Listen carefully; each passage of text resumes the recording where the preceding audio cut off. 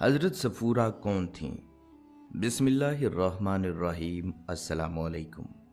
प्यारे दोस्तों, वो वक्त याद कीजिए जब एक शख्स मिस्र के महलों में शहजादों की तरह ज़िंदगी गुजार रहा था। इज़्ज़त, दौलत, ताकत सब कुछ उसके पास था। लेकिन एक दिन ऐसा आया कि सारा कुछ बदल गया। एक वाक़ये ने उसे शहर छोड़ने पर मजबूर कर दिया और वो अकेला भूखा प्यासा लंबे सफ़र पर निकल पड़ा। रेत के तवील मैदान, तपती धूप और भूख से नढाल जिस्म, बस एक दिल जो अपने रब को पुकारने वाला था। आखिरकार उसने आसमान की तरफ हाथ उठाए। ऐ मेरे रब, मैं उस खैर का मोहताज हूँ जो तू मेरी तरफ नाजिल फरमाए। दोस्तों, ये वो लम्हा था जब एक भूखी दुआ तकदीर में बदल गई। अल्लाह ने उस मुसाफिर को सिर्फ खाना नहीं दिया, बल्कि खाने बनाने वाली भी अता कर दी। जी हाँ, यही वो वक्त था जब हज़रत मूसा अलैहिस्सलाम की मुलाकात हज़रत सफ़ूरा रज़ी अल्लाह तआला अन्हा से हुई। एक ऐसी पाक दामन और बाहया लड़की जिसकी एक मुलाकात ने तारीख का रुख बदल दिया। ये मुलाकात कैसे हुई? क्या वाकई हज़रत मूसा अलैहिस्सलाम को एक नहीं बल्कि दो बीवियां अता की गईं?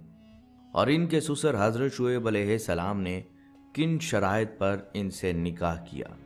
ये सब कुछ आप आज की इस वीडियो में सुनेंगे।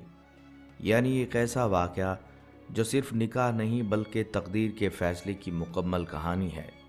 दोस्तों, ये मुकम्मल वाक़या यहाँ से शुरू होता है जब हज़रत मूसा अलैहिस्सलाम मिस्र में रहते थे।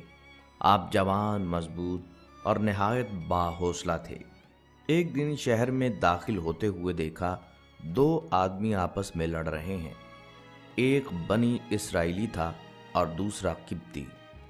बनी इसराइल ने मदद के लिए हज़रत मूसा अलैहिस्सलाम को पुकारा। आप अलैहिस्सलाम आगे बढ़े और एक घूंसा मारा। वो घूंसा इतना ज़ोरदार निकला कि किब्ती मौका पर ही जाँ बहक हो गया।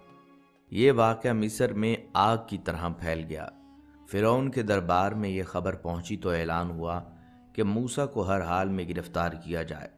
लेकिन अभी रात ढली भी न थी कि एक शख्स दौड़ता हुआ आया और बोला, ऐ मूसा, दरबार वाले तुम्हें कत्ल करने का हुक्म दे चुके हैं, फौरन यहाँ से निकल जाओ।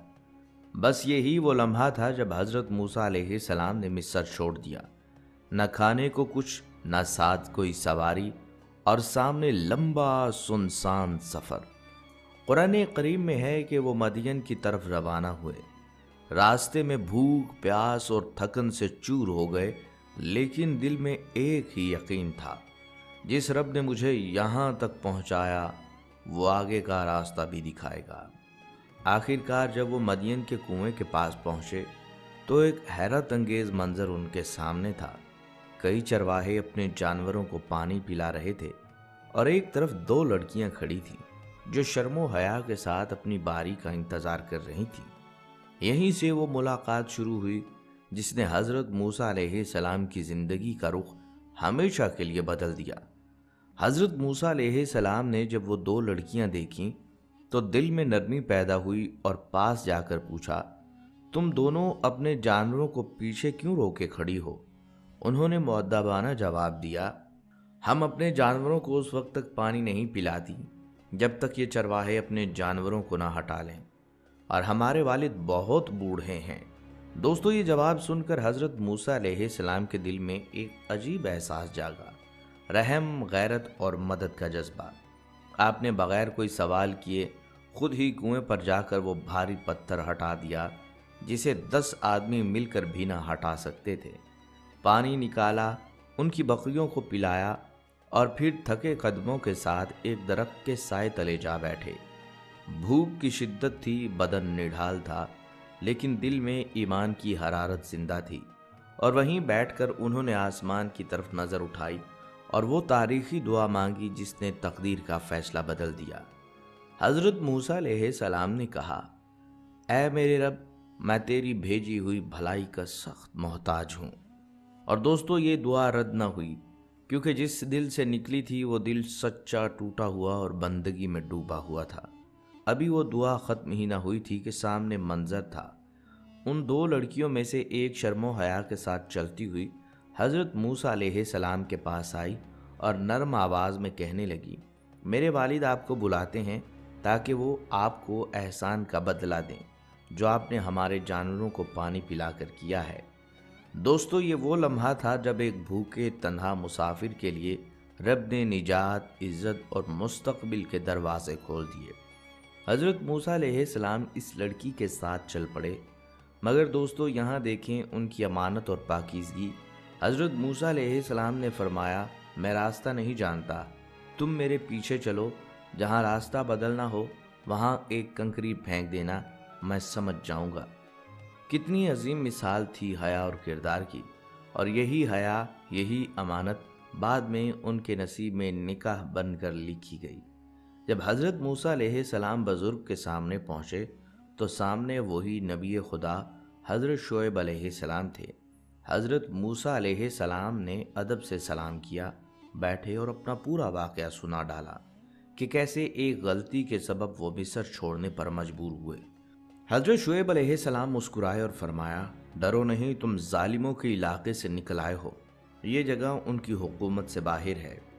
پھر ان کی بیٹی یعنی حضرت صفورہ رضی اللہ تعالیٰ عنہ نے باپ سے کہا، ابا جی انہیں اپنے پاس اجرت پر رکھ لیجئے، کیونکہ جو اجرت پر رکھا جائے سب سے بہتر وہ ہوتا ہے جو طاقتور اور ایماندار ہو۔ یہ سن کر حضرت شعیب علیہ السلام نے فرمایا، بیٹی تم نے کیسے جانا کہ وہ قوی بھی ہیں اور امین بھی؟ صفورہ رضی اللہ تعالیٰ عنہ نے عرض کیا، ابا جان، کنویں کا وہ پتھر جو 10 آدمی نہ ہلا سکتے تھے انہوں نے اکیلے ہٹا دیا، یہ ان کی قوت کی دلیل ہے۔ اور جب میں انہیں بلانے گئی تو انہوں نے کہا، میں تمہارے آگے نہیں چلوں گا، تم پیچھے چلو، یہ ان کی امانت داری ہے۔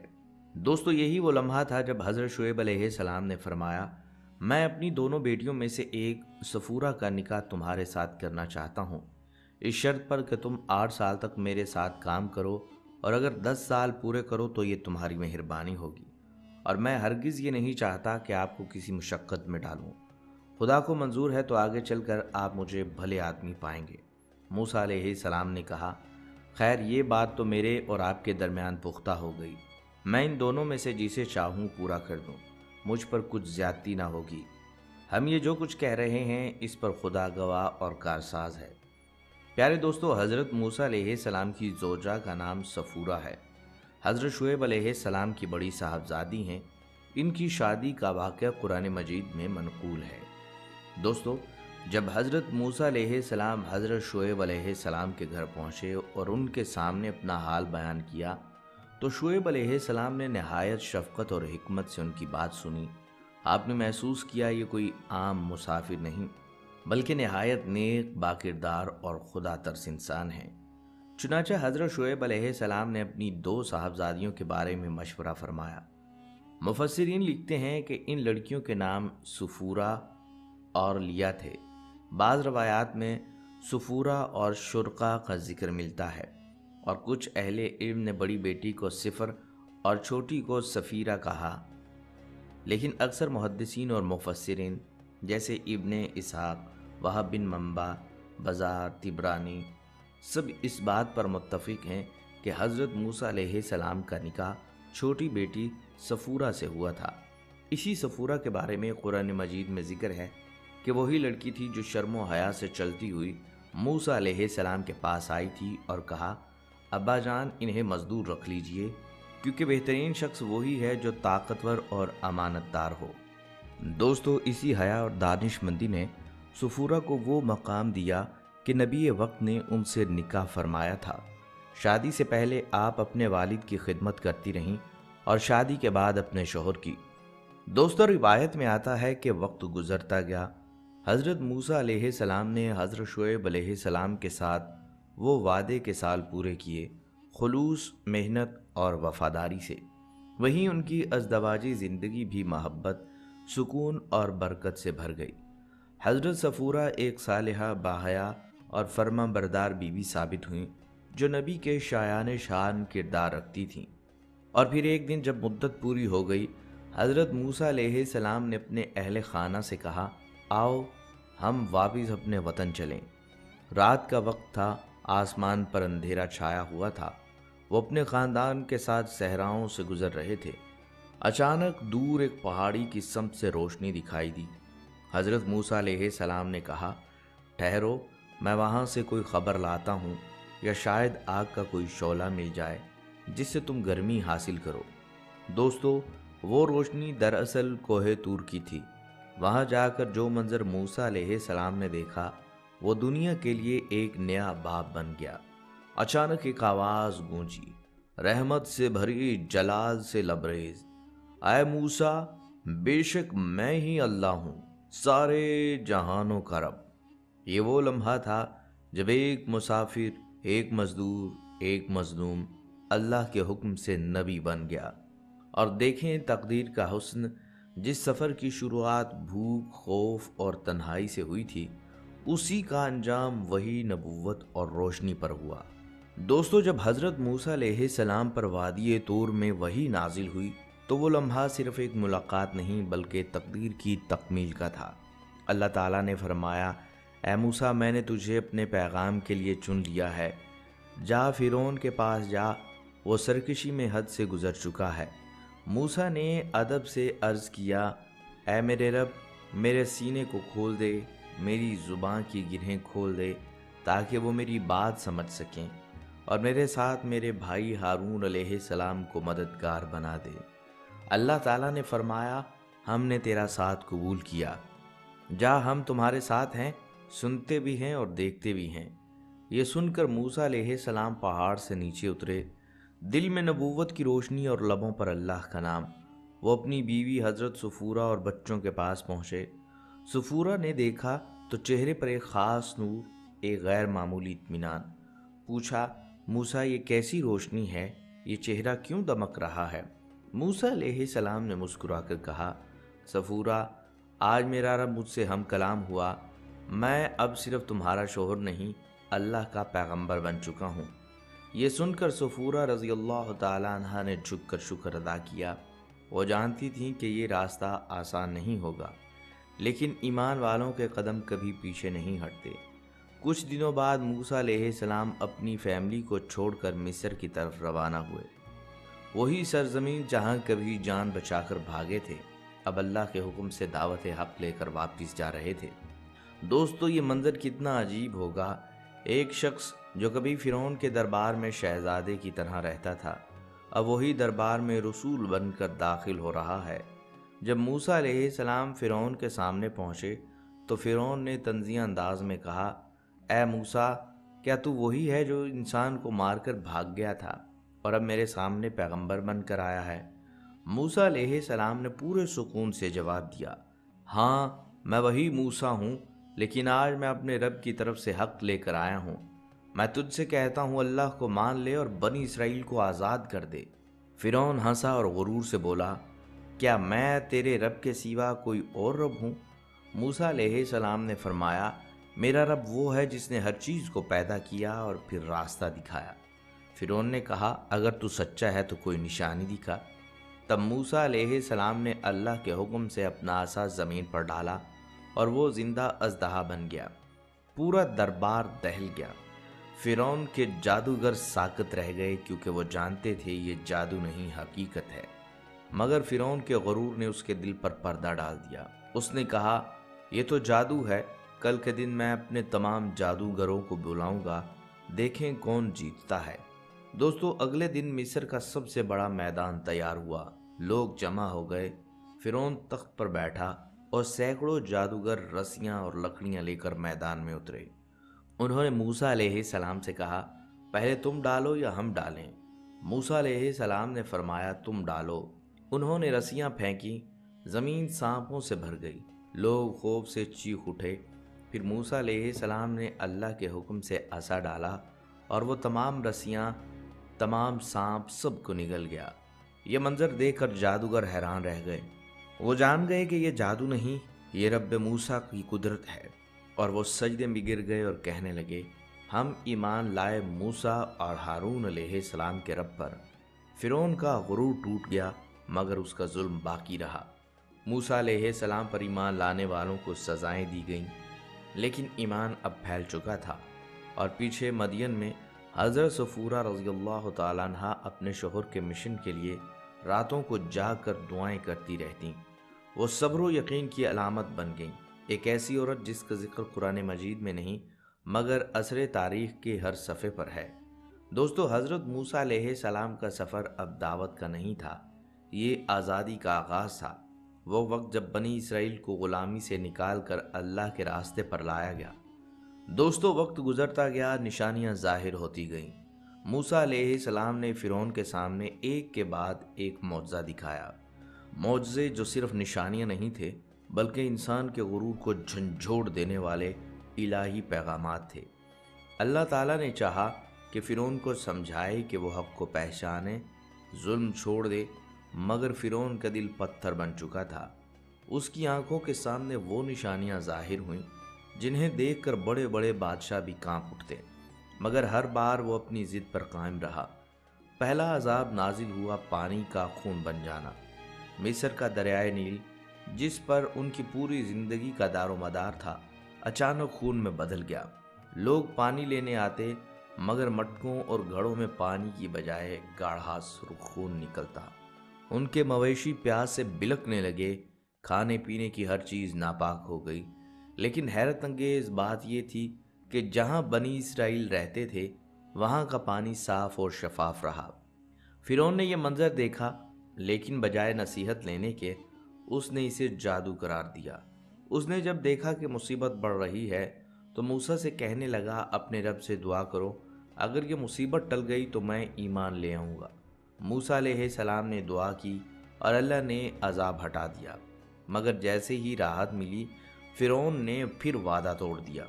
پھر دوسرا عذاب آیا مینڈکوں کا۔ دوستو، ذرا تصور کریں، ہر طرف مینڈک ہی مینڈک، گھروں میں، باورچی خانوں میں، بستروں پر، بادشاہ کے تخت پر، حتیٰ کہ فرعون کے تاج کے اندر تک۔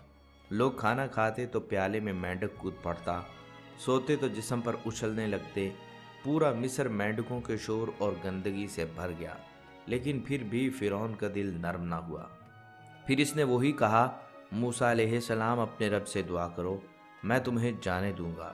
موسیٰ علیہ السلام نے دعا کی اور جب مینڈک ختم ہوئے فرعون نے ایک بار پھر اپنے وعدے سے انکار کر دیا۔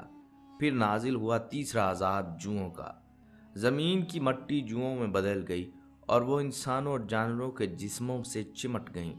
کوئی سکون نہ رہا، سونا ممکن نہ تھا، نہ کھانا۔ پوری سلطنت بدحالی میں ڈوب گئی۔ فرعون کے درباری، جادوگر، وزیر چیخ اٹھے، یہ جادو نہیں، یہ خدا کا قہر ہے۔ لیکن فرعون کے کانوں پر جوں تک نہ رینگی۔ وہ اپنی خدائی کے ذوق میں ڈوبا رہا اور موسیٰ علیہ السلام کو بار بار جھٹلانے لگا۔ پھر آیا چوتھا عذاب، مکھیاں اور مکھیوں جیسے خونخوار حشرات کا۔ وہ ہر جگہ منڈلانے لگے، انسانوں کے جسموں پر کاٹنے لگے، کھانے پینے کی چیزوں میں گرنے لگے۔ لوگ چلا اٹھے، لیکن فرعون پھر بھی باز نہ آیا، اور جب قوم فرعون نے پھر ضد دکھائی تو اللہ کا پانچواں عذاب نازل ہوا۔ مویشیوں پر بیماری، جانور گر کر مرنے لگے، اونٹ، گائیں، بھیڑ، بکریاں سب ہلاک ہونے لگے۔ زمین پر مردہ جانوروں کی بدبو پھیل گئی اور مصر کی معیشت تباہ ہو گئی، مگر فرعون کا غرور برقرار رہا۔ اللہ تعالیٰ نے پھر موسیٰ علیہ السلام کے ذریعے ایک اور نشانی ظاہر فرمائی، بدن پر پھوڑے اور زخم۔ لوگوں کے جسموں پر پھنسیوں اور زخموں نے ڈیرا ڈال لیا، کوئی مرہم کام نہ کرتا، کوئی علاج فائدہ نہ دیتا، پھر بھی وہ ضد پر اڑے رہے۔ پھر نازل ہوا ساتواں عذاب، زبردست اولے۔ آسمان بادلوں سے بھر گیا، بجلیاں کڑکنے لگیں اور آسمان سے پتھر جیسے اولے برسنے لگے۔ درخت ٹوٹ گئے، فصلیں برباد ہو گئیں، گھروں کی چھتیں گرنے لگیں۔ یہ منظر قیامت کا سا تھا۔ فرعونوں کی رعایا جو خوف زدہ ہو کر چیخی، اے موسیٰ، اپنے رب سے کہو ہمیں بچا لے، ہم ایمان لے آئیں گے۔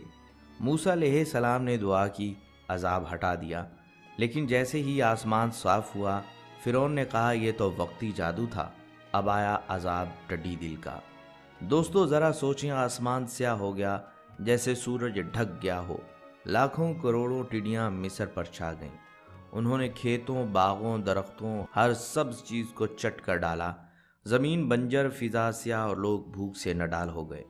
یہ اللہ کا عذاب تھا تاکہ انسان غرور سے جھک جائے مگر فرعون نے جھکنے کی بجائے اپنی گردن اکڑا لی۔ پھر آیا نواں عذاب، اندھیرا، ایسا گھپ اندھیرا کہ سورج تک نظر نہ آتا۔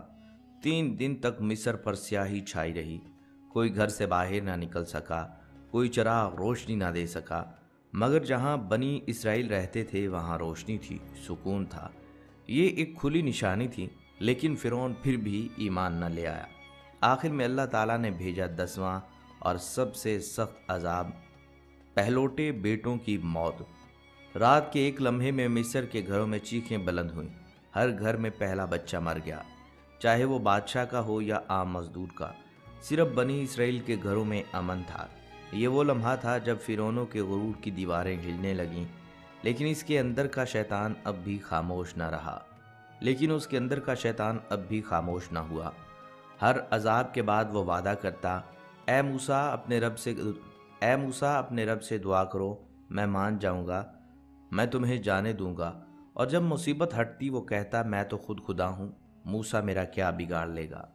اس کے دل پر غرور کا ایسا پردہ پڑ چکا تھا کہ حق واضح ہونے کے باوجود انکار کیے جا رہا تھا۔ دوستو، یہ صرف واقعات نہیں تھے، بلکہ اللہ کی طرف سے بار بار تنبیہ تھی کہ انسان اپنی حد میں رہے، مخلوق خالق بننے کی کوشش نہ کرے۔ مگر جب انسان کے دل پر ضد اور تکبر غالب آ جائے تو پھر انجام ہمیشہ تباہی ہی ہوتا ہے۔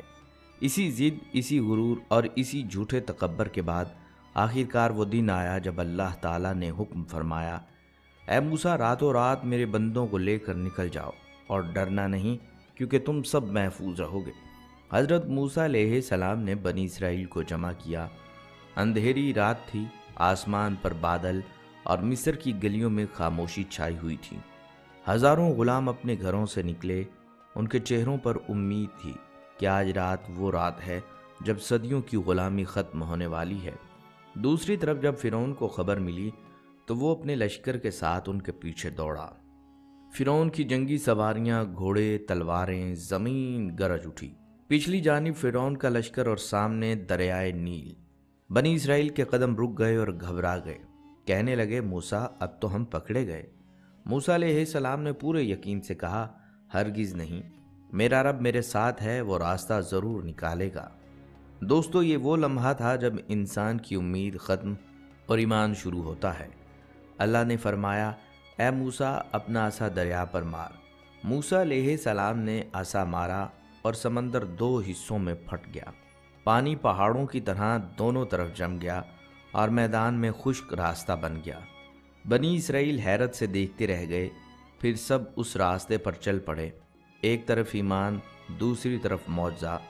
فرعون نے یہ منظر دیکھا تو غرور میں آ کر بولا، اگر موسیٰ علیہ السلام کا دریا پھٹ سکتا ہے تو میرا بھی راستہ بنے گا۔ وہ اپنے لشکر کے ساتھ اسی راستے پر اتر گیا، مگر جیسے ہی بنی اسرائیل دوسری طرف پہنچے، اللہ تعالیٰ نے فرمایا، اے موسیٰ اپنا عصا دوبارہ مار، اور دیکھتے ہی دیکھتے پانی دونوں طرف سے ٹوٹ پڑا۔ پہاڑ جیسے امڑتے ہوئے لہریں اٹھیں اور فرعون اپنے لشکر سمیت ڈوب گیا۔ آخری لمحے میں وہ چلایا، میں ایمان لایا کہ موسیٰ اور ہارون کے رب کے سوا کوئی خدا نہیں۔ لیکن جواب آیا، اب جب کہ تم نے پہلے انکار کیا اور فساد کیا۔ یوں فرعون کی لاش سمندر کے کنارے اگل دی گئی تاکہ آنے والی نسلوں کے لیے غرور کے انجام کی نشانی بن جائے۔ دوستو، اس لمحے حضرت موسیٰ علیہ السلام نے اپنے رب کے حضور سجدہ شکر میں سر رکھا۔ ان کے گرد ہزاروں لوگ تھے جو کبھی غلام تھے، آج اللہ کے کرم سے آزاد تھے۔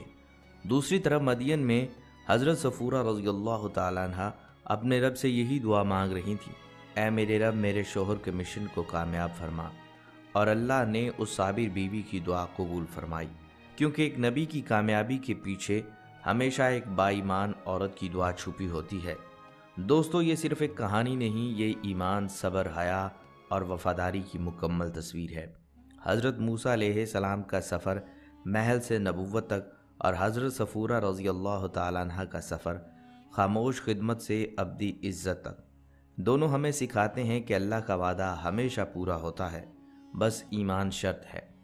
دوستو، یہاں یہ بھی واضح کر دوں کہ حضرت موسیٰ علیہ السلام کا یہ واقعہ نہ صرف قرآن کریم میں مذکور ہے، بلکہ تورات اور انجیل میں بھی بیان ہوا ہے۔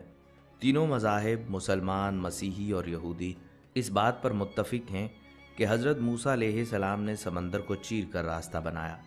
लेकिन सवाल ये है कि ये हुआ कैसे। यही सवाल आज के साइंसदानों के लिए हैरत का बाइस है। हॉलीवुड के सॉफ्टवेयर इंजीनियर कोरल ड्रू, जिन्होंने film exodus God and king में इसी मंजर का साइंसी तस्वुर पेश किया, कहते हैं, मैं उन ईसाइयों में से हूँ जो तख्लीक पर ईमान रखते हैं और मेरा मानना है कि यह वाक़या कुदरती तौर पर मुमकिन था, शायद मौसमी हालात के एक गैर मामूली तगय्युर से। पहले इनकी ये बात महज फिल्मी और ख़याली समझी गई, लेकिन जब अमेरिका की एक यूनिवर्सिटी ने कोरल ड्रू की तहकीक को अपने मास्टर थीसिस प्रोग्राम में शामिल किया तो माहिरीन मौसमियात ने हैरत अंगेज़ इंकशाफात किए।